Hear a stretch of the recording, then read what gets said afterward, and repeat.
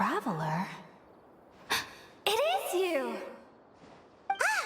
The voice! It's Hypatia! Ah, what a pleasant surprise! It's so nice to see the two of you again.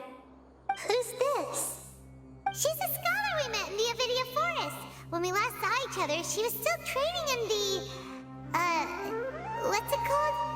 Satyavada life? Oh, I see. That's right, we're old friends.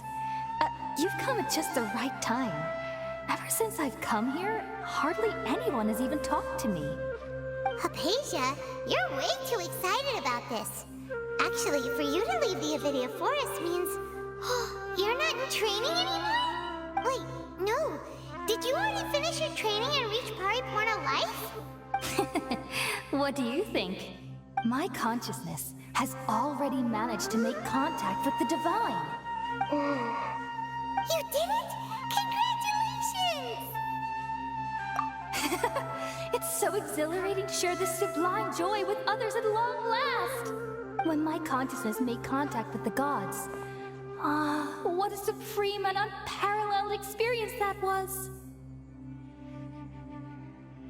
That sounds incredible! Oh, all right. Actually, please wait. I haven't forgotten my promise to you. Remember? I promised to help you understand what you saw from Irminsul once I gained deeper insights. My current self has not only gained true insight, but I can even help you establish a direct connection to the consciousness of the divine. You can do that? I've never heard of anything like that, but if you want to give it a try, I'll do my best to protect your consciousness during the process. Hold on. I brought some spirit-born ale with me. This is still a crucial part of the ceremony. We're using that incense again? All right now. Hold my hand. I'll help you establish a pathway to connect your consciousness. Okay.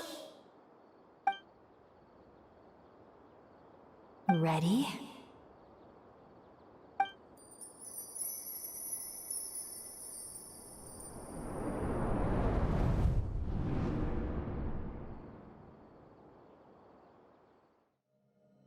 It took 3 betrayals for me to finally understand. The world is just an elaborate tapestry of lies. My fury will never be quelled.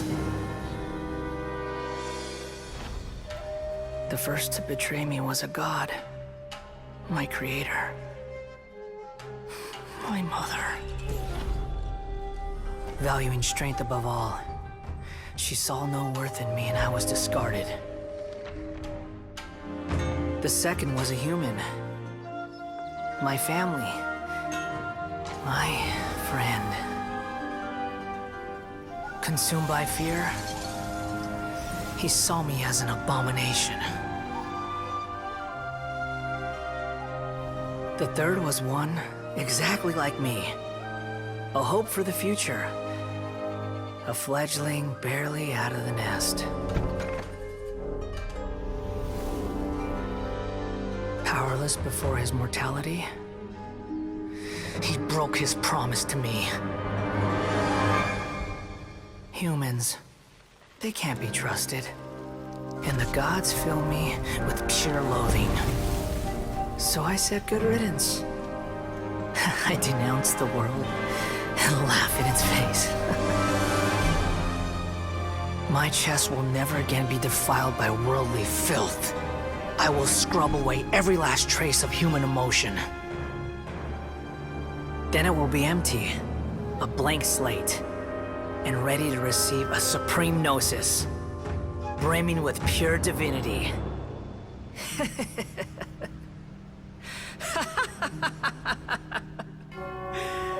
There is no need to fear. The pain will be brief. Your era is coming to an end.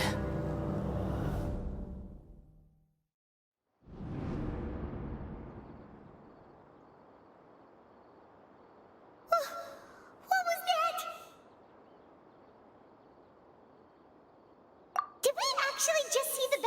memories? Everything matches what we know about him. But how is he connected to the divine consciousness that Hypatia was talking about? You saw it, right? You felt it, right? Such a majestic god! Such a noble will! Such sublime emotion!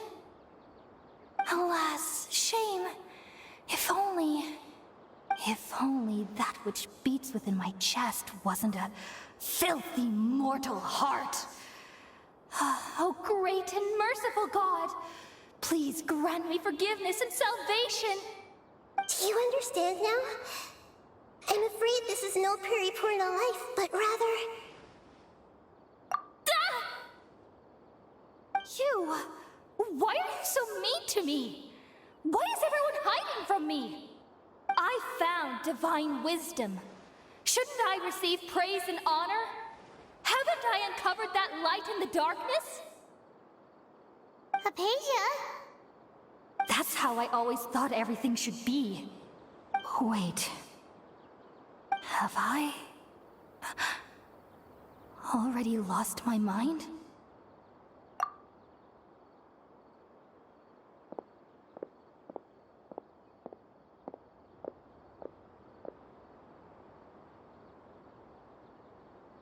Wait, something isn't right.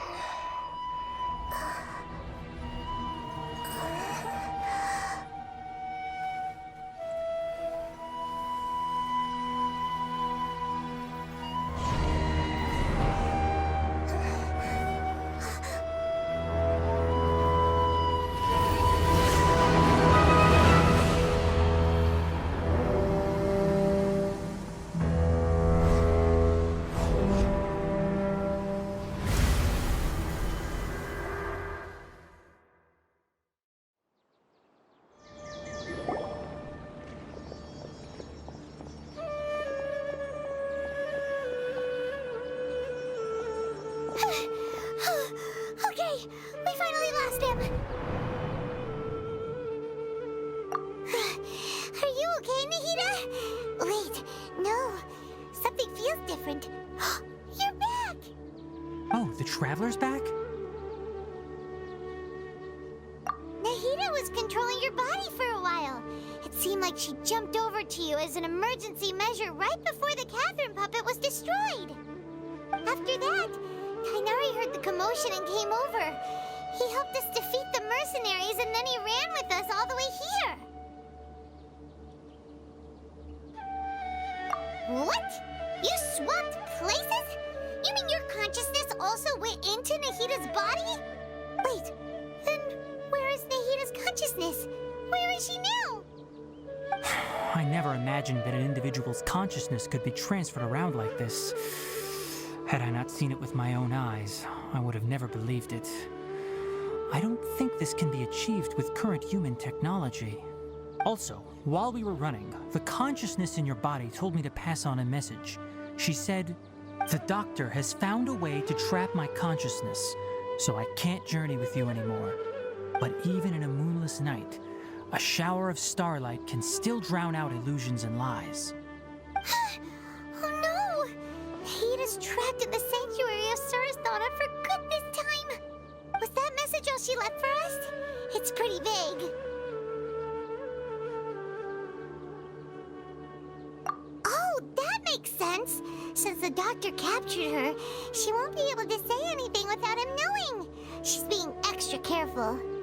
Even in a moonless night, a shower of starlight can still drown out illusions and lies. Huh.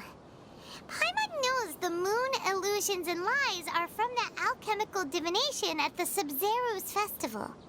Didn't Nahida use a starlight analogy before? It had something to do with Sataria. Oh, that makes a lot of sense. Huh. Do you think Nahida was telling us to go find help in the desert? But she isn't with us anymore.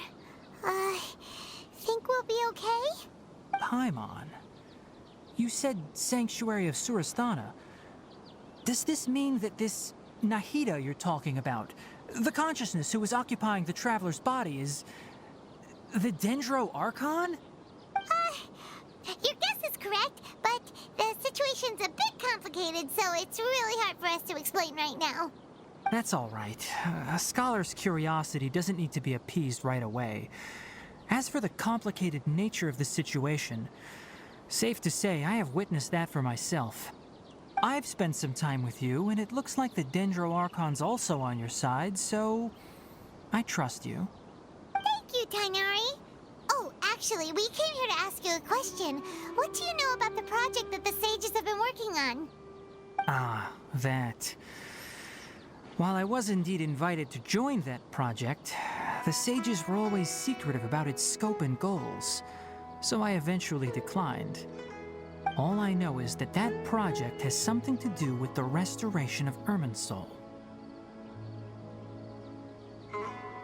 Huh? Did you see something when you were in Nahida's body? What? Do you have any evidence?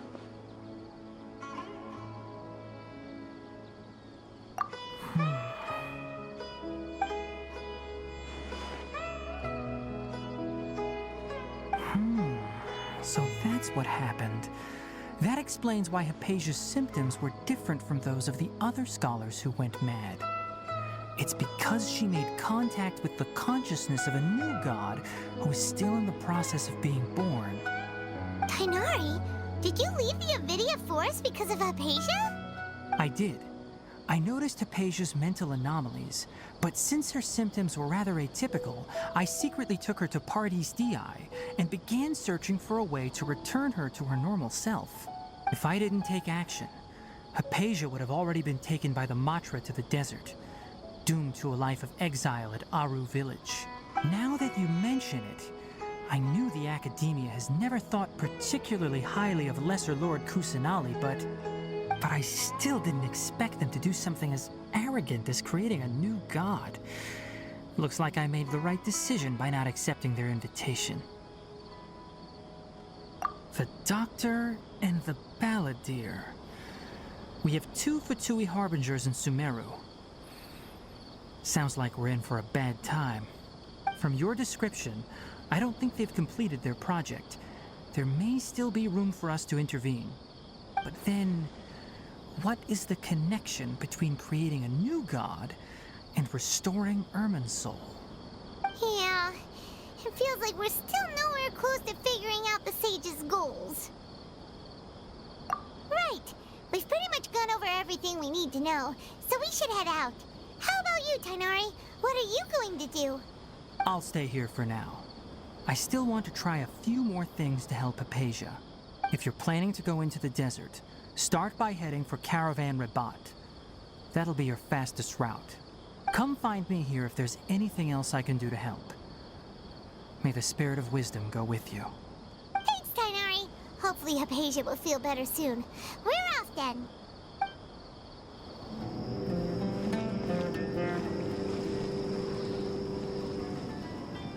We finally made it to Caravan Rabat. It's pretty lively here.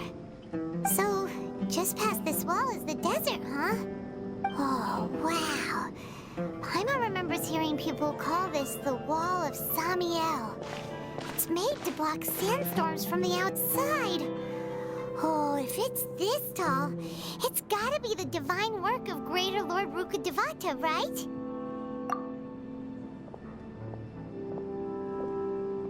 Enough gawking. Come on, follow me. Huh? Over here.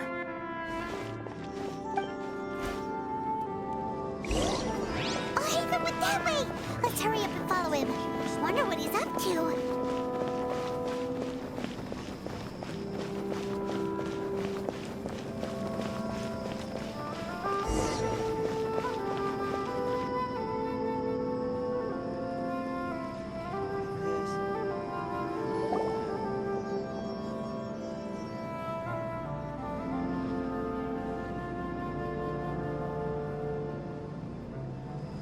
What the... Where did he go? How did we lose him? They were just here a second ago. More Eremite mercenaries? Who are they working for this time? Anyway, Traveler, it seems like we were being followed again. You were too careless. You should have noticed those hopeless amateurs trailing you a long time ago. There's no need to thank me. I've never cared to keep track of personal favors. All I did was correct a mistake I happened to come across. It's a habit I developed at the academia. You really gave Paimon a scare, Alhaitham. We never thought we'd run into you here.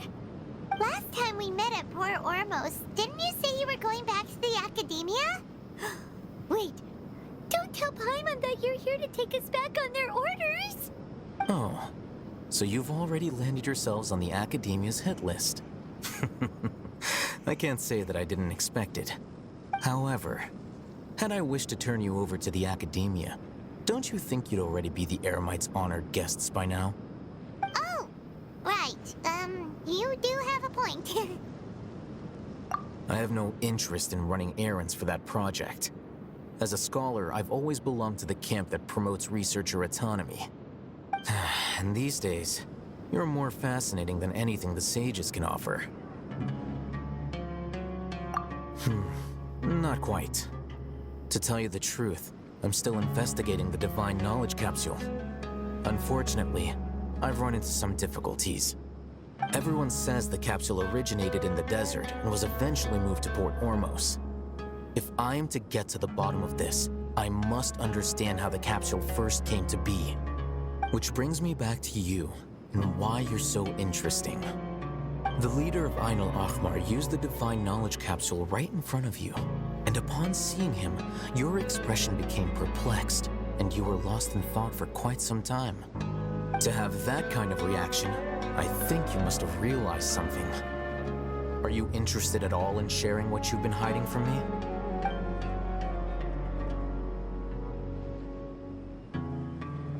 Alhaitham, you really have a ridiculous eye for detail. What kind of person even notices or remembers stuff like that?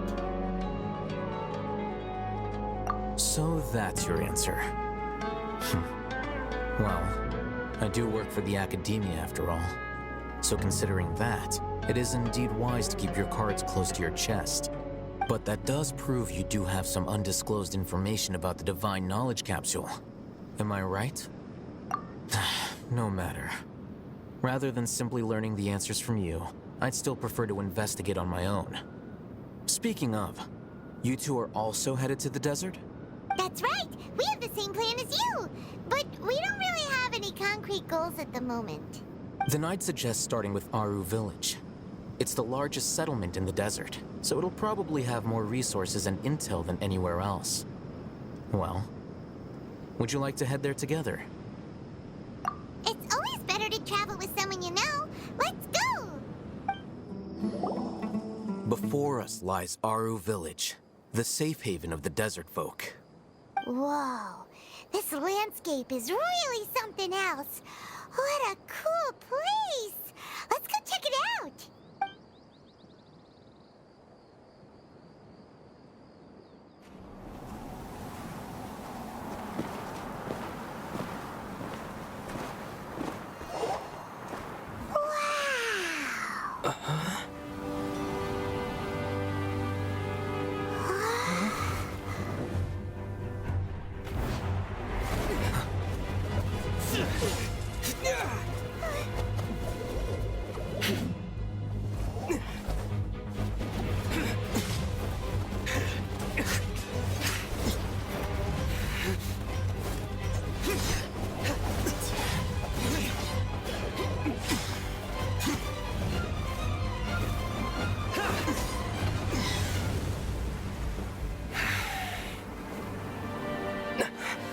Sino.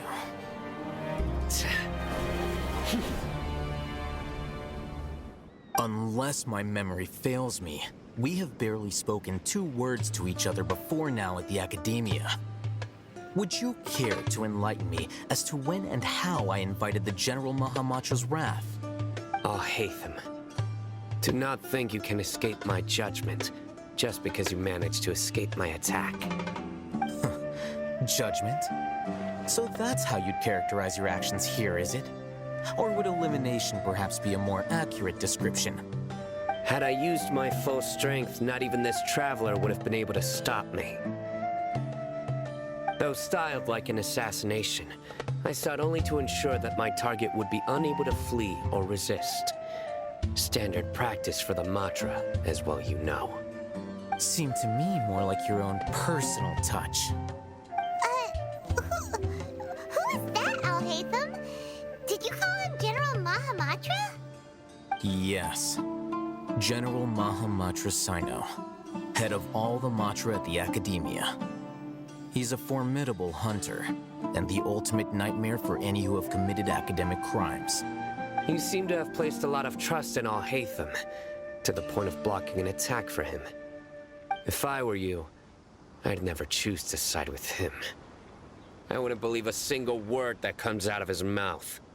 I have been pursuing this scribe for a long time. I urge you, stand back and do not seek to defend him any longer. Otherwise, there will be consequences. Has Alhaitham done something wrong? Paimon doesn't think he's as bad as you've made him out to be. I won't waste my breath explaining things. Alhaitham, I saw it during our fight. Take it out. The divine knowledge capsule you're hiding on your person. Unless you want me to retrieve it for myself. Very perceptive of you. Nothing escapes a Matra's senses. Wait, the divine knowledge capsule? Didn't it fall into the Matra's hands in Port Ormos? No wonder you speak with such confidence, Sino.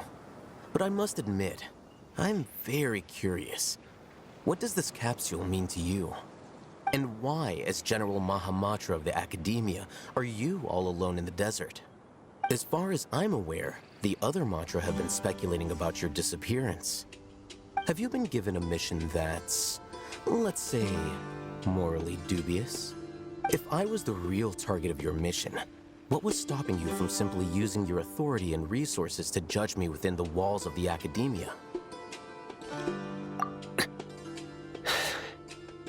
I should have known you'd be difficult to deal with. You two? Ugh! What you would do, Traveler? Paimon feels like we can't trust either of them. Ahem. Well, look at you two, acting all tough and self-righteous over there. Wait, Dia?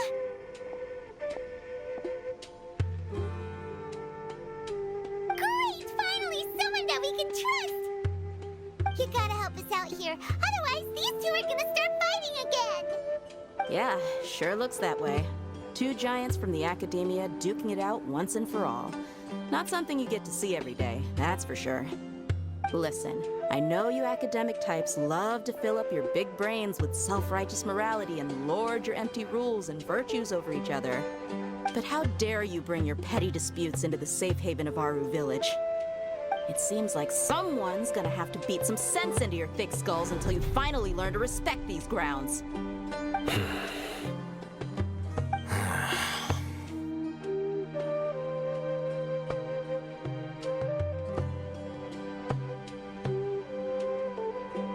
Hey, did either of you hear a word I just said?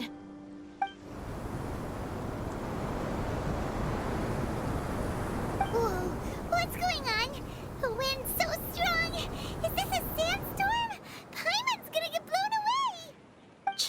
Another sandstorm? What's up with these recently? Hey!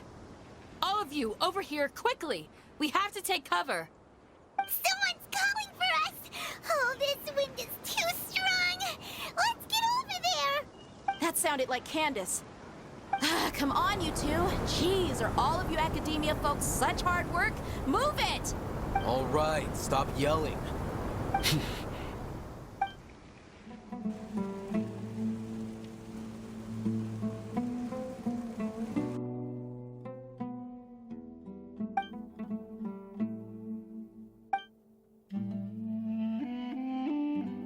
Well, this is pretty awkward. Hey, wanna play sardines with 3 people who wanna tear each other limb from limb? Sure, why not? Sounds fun. The air is so thick and heavy. Paimon can hardly keep floating anymore. My sincere apologies, everyone. This is the home of our village chief. I will have to ask you to make do with this small room until the sandstorm dies down.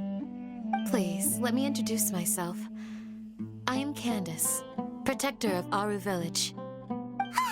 Our savior has come at last! Nice to meet you, Candace. The name's Paimon. Thank you so much for helping us. There's no need to thank me. It's only right to help each other when the weather gets rough. Wow, she's so gentle and caring, like a nice older sister.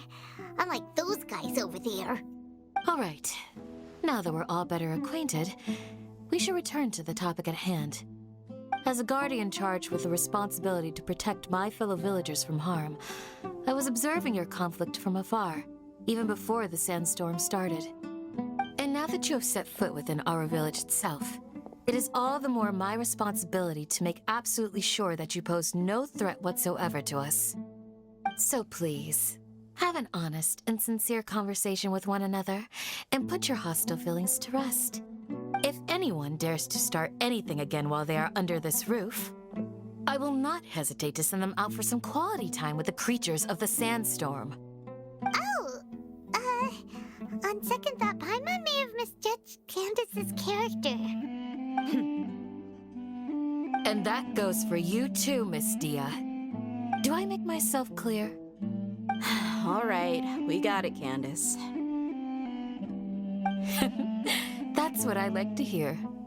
So, which of you will begin? I was supposed to be a mediator, but I might have gotten a little too involved just now. Anyway, one of those two should probably start talking. Wait, that was you trying to be a mediator? I have nothing to hide, so there's no shame in explaining myself. While Alhaitham wasn't wrong about the other Matra not knowing my whereabouts, it's not because I've been assigned a morally dubious mission. Rather, I've chosen to exile myself. Huh? Exile yourself? A little while ago, I discovered that there was data missing in the Academia's project planning and development files. What little they did report clearly did not match the project's actual progress. As General Mahamatra, I had the responsibility and authority to request an audit. However, to my surprise, the person responsible for the erroneous data was none other than Grand Sage Azar himself. I tried to investigate the issue myself before submitting a formal audit request, but I soon found that all leads and potential pieces of incriminating evidence were carefully concealed from me. I began to realize that they were cautious of me from the very beginning. Unsurprisingly, the Grand Sage rejected my audit request as soon as the submission reached his desk. He even said to me, "The power of the General Mahamatra is granted by the sages. You have no right to judge us." So they really are up to no good. I realized then that to the Grand Sage, the Matra are nothing more than tools for the sages to assert and maintain their control over knowledge. The vows that we took, the principles that we strive to uphold, they are meaningless to the academia of today. I believed it would be wise to flee the academia before the sages had a chance to take action against me. This way, they can no longer see nor predict my actions.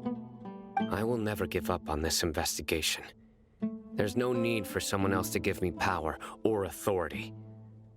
Once I find the truth, I will administer judgment by my own name. Sino seems to have the same goal as us. We're all investigating the sages. Plus, now that he's no longer the General Mahamatra, he somehow feels a lot less scary. Well, Sino, if that's your story, then why did you see Alhaitham as a target? When I was investigating the matter in the academia, I overheard a conversation between Alhaitham and a sage. The sages asked you to investigate a blonde-haired traveler. Do you dispute this, Alhaitham? What? Like many parts of the project, this assignment was undocumented. Now throw in your suspicious behavior with the Divine Knowledge Capsule, and I think we deserve an explanation. Yes. I was indeed tasked with investigating the Traveler.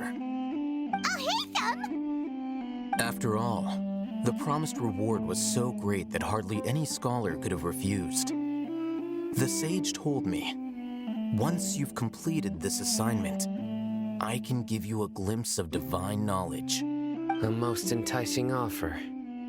Unfortunately, those academics don't know me at all.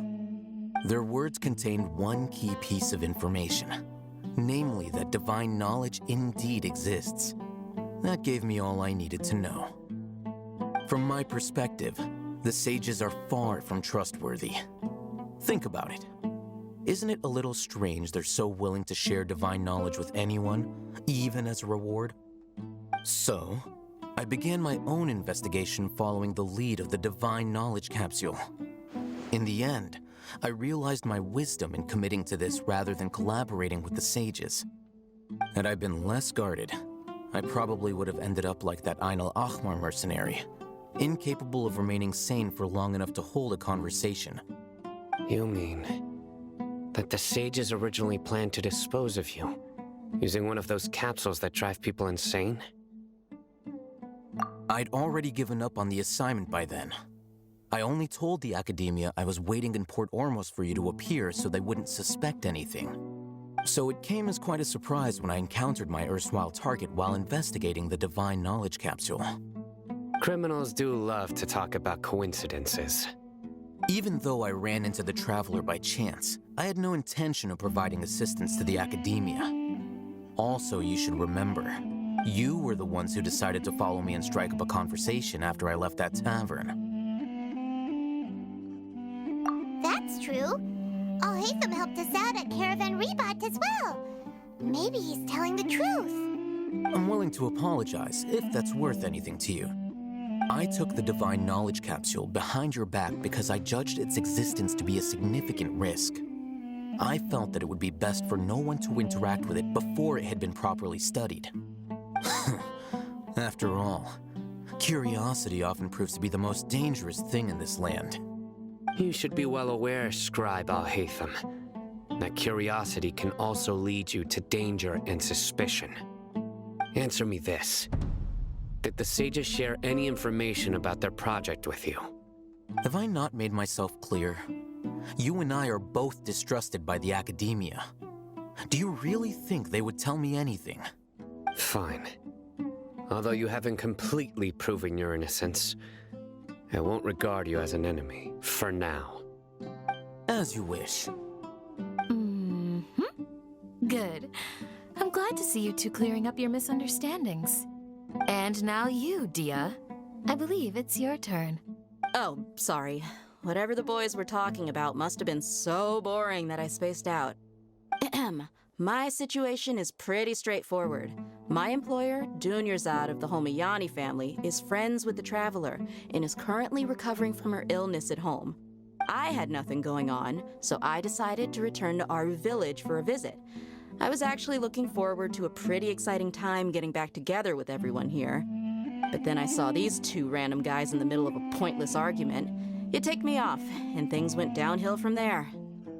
Is that all? Well, I will admit that definitely sounds like your style.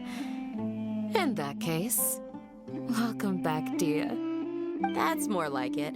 I missed you all so much, Candace. Whoa! What was that sound? No need to worry.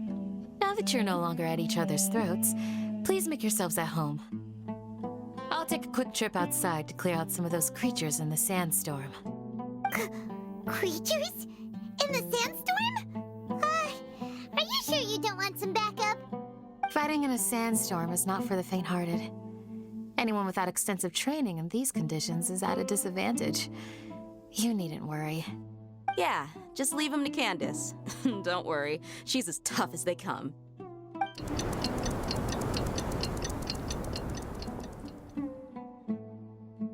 The wind's died down. That means the sandstorm's over, right?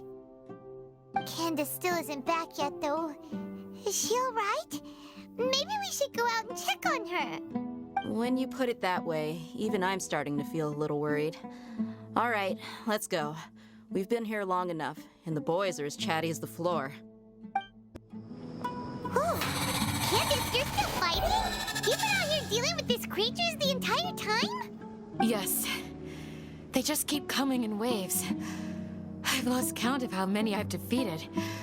Before I realized it, even the sandstorm had stopped. Here comes another wave! Leave this round to us. I got interrupted earlier, but now I have something to take my anger out on. It's been quite a while since I've seen the Flame Mane in action.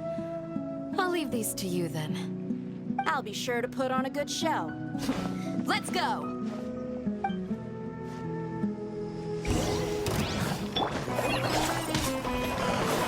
Illusion shattered!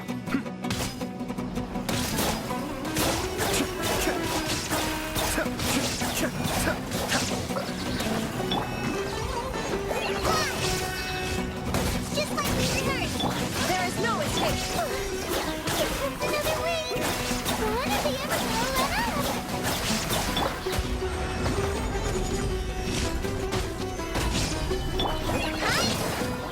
Illusion shattered!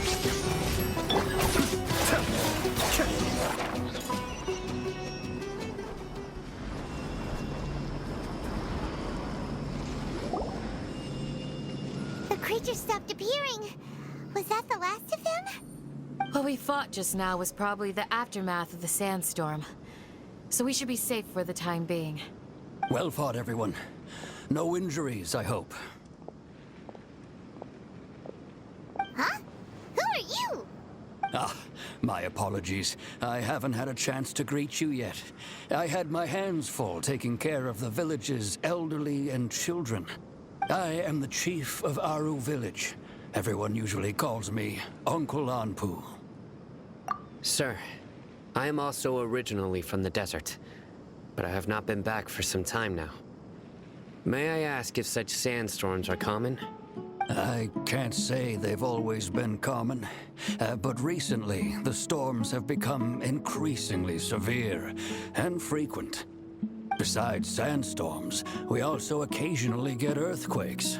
According to an investigator who stayed in the village a while ago, these unusual natural phenomena are related to the withering of Irminsul. Another effect of Irminsul's withering.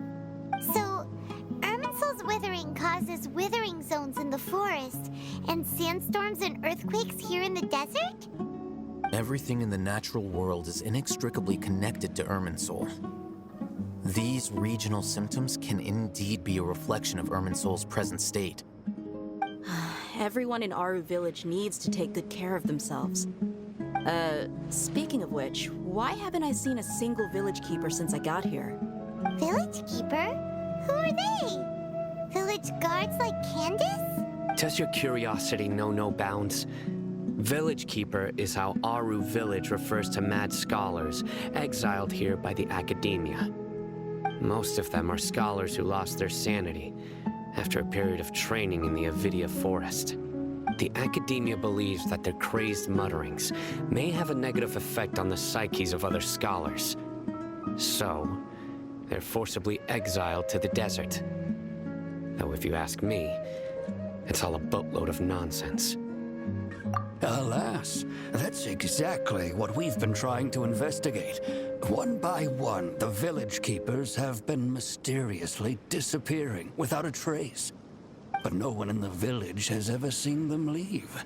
If you're planning to stay around the village for the next few days, I'd appreciate it if you could keep an eye out for them.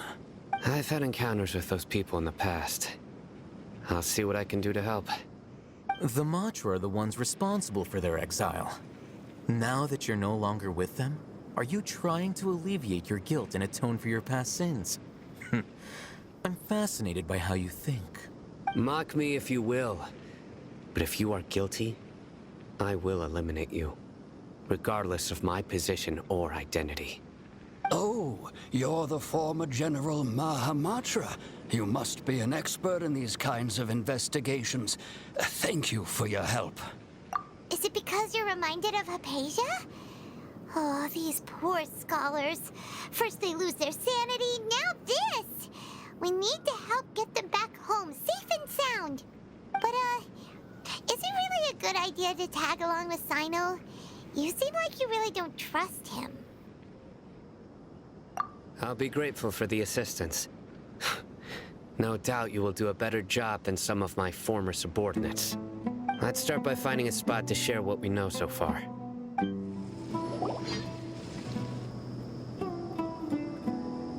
Although I've sent myself into exile, I'm still doing essentially the same things as before. Do you still have any questions for me before we start our investigation? One of my former subordinates told me that this title has its origins in a strange incident. The Academia has long exiled mad scholars to Aru Village. A mysterious phenomenon exists here. When mad scholars first arrive, they are as incoherent and deranged as before. But after spending some time here, they invariably begin to calm down.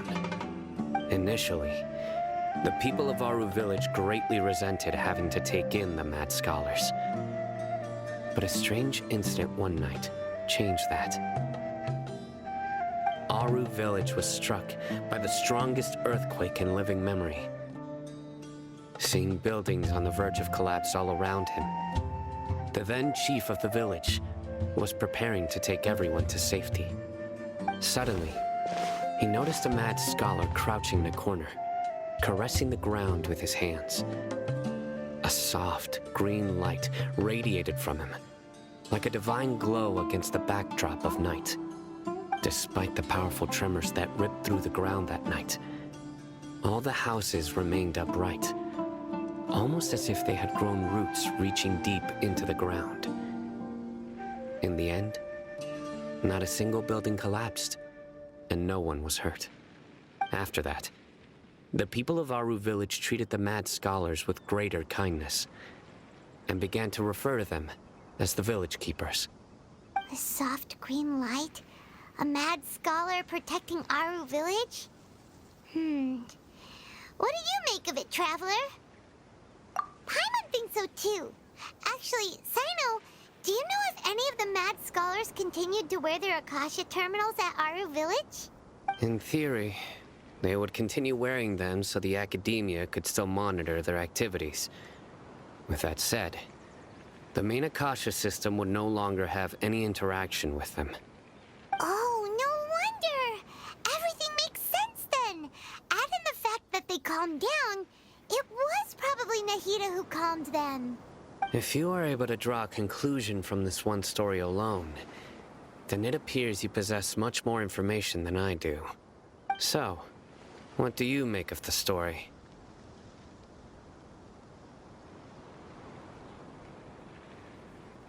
Really? Lesser Lord Kusanali. What? You don't believe us? Lesser Lord Kusanali was definitely using the Akasha to give her power to the mad scholars!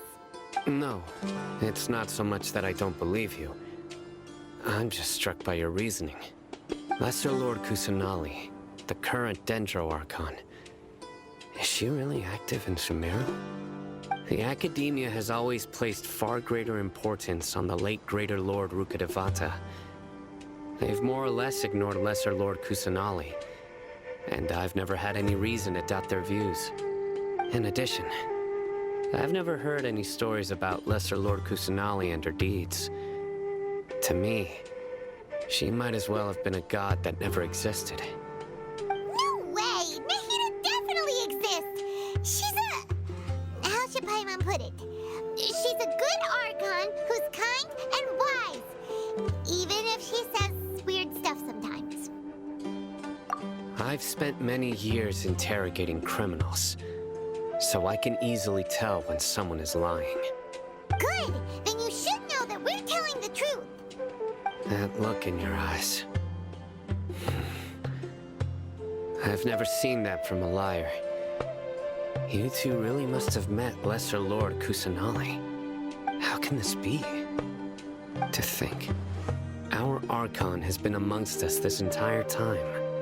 Alright, now it's our turn to put our skills to good use for this investigation. But easier said than done, especially since we don't have any leads. Maybe we can start by knocking on some doors. Excuse me, are you here to help me find my grandpa? Huh? Who are you? By the sounds of it, a resident of this village. My name is Isak. You'll help me find my grandpa, right? Is your grandpa a mad scholar? Hey, don't say that. Grandpa is just Grandpa. Why do you have to call him that? It's not like he's a bad person or anything. The person you're referring to is not a local, yet you are. Why do you call him Grandpa? Grandpa is just Grandpa. He's my family. I heard everything you said to the village chief. Please, you gotta take me with you. I want to find my grandpa. I swear I'll help. I won't be a nuisance. Ah, so you're the one who was eavesdropping on us around the village chief's house. I was planning to go out and take care of whoever it was, but I had a vague feeling that they didn't harbor any ill intent. Whoa. Hatham wasn't kidding about Matra having sharp senses. Sino, he's just a kid. All he wants is to find his grandpa. Let's find a way to help him. Sorry. I was only listening in because I wanted to know where Grandpa went. Honest.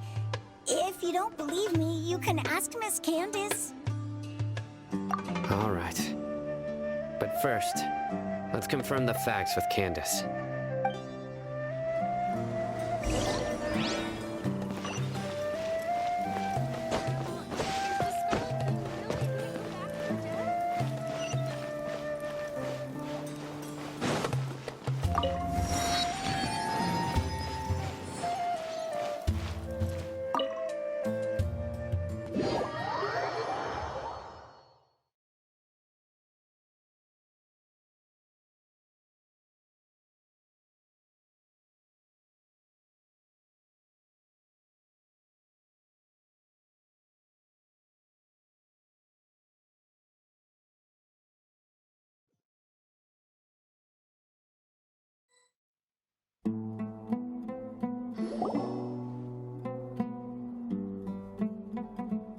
Sino is super vigilant.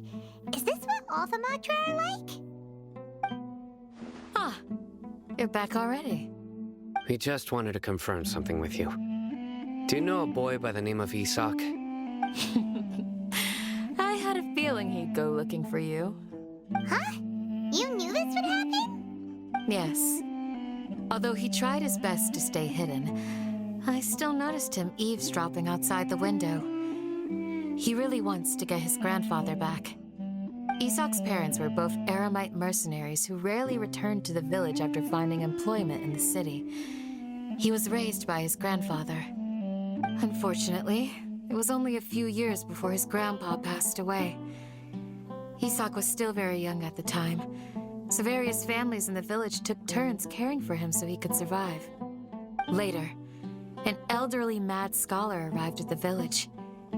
Isak thought the scholar bore a striking resemblance to his grandfather, and thus often spied on the man. However, the scholar was unkempt in appearance and incoherent in speech. Although Isak referred to the man as his grandpa, he was afraid and didn't dare to approach him. One summer night, The oft mumbling and bumbling Grandpa suddenly calmed down and seemed to become more lucid. He even noticed Isak hiding in the distance. So Grandpa walked up to Isak and patted him on the head. He even took Isak to the entrance of the village, where he patiently taught the boy the names of the stars, and accompanied Isak until he fell asleep. The next morning, Isak woke up and wanted to go find his grandpa again, only to realize his grandpa no longer recognized him. However, even so, Grandpa retained his calm expression. It's said that those who saw the scholar claimed he no longer appeared to be crazy, but appeared to be living in his own world, almost as if he were sleepwalking. Isak was thrilled that his grandpa was able to find peace, and would follow him all the time, asking him things like, "Grandpa, want me to take you somewhere fun?" Or, "Grandpa, could you tell me stories about the stars again?" All this somehow just makes Paimon feel really sad. It seems like they both deserve so much better. Perhaps. Nearly everyone who lives in the desert has some form of hardship or regret. But even so, we must still continue on with our lives. It's also my reason for fighting. I must continue to protect this land.